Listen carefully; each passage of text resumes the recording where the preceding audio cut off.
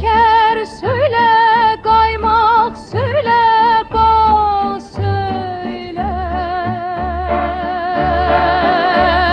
Gülüm gülüm kırıldı kolum, tutmur elim durnalar ey. Ah gülüm gülüm yar gülüm gülüm, kız gülüm gülüm gülüm durnalar ey.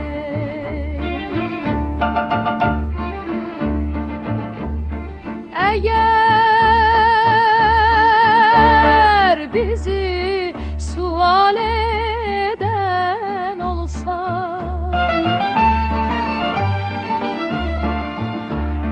boynu bükük benzi solgun yar söyle.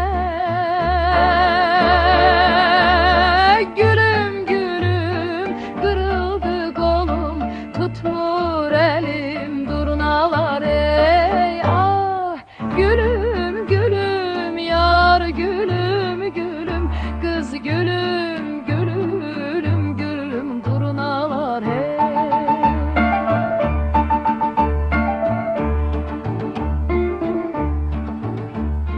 Telli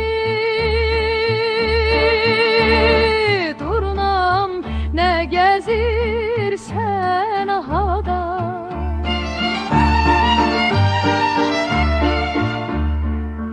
kanadım kırıldı kaldım burada.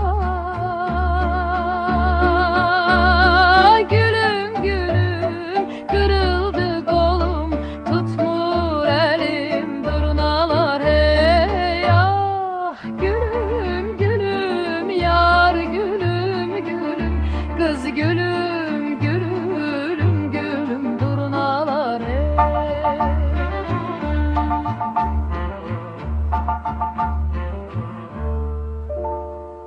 Ne bəxtsiz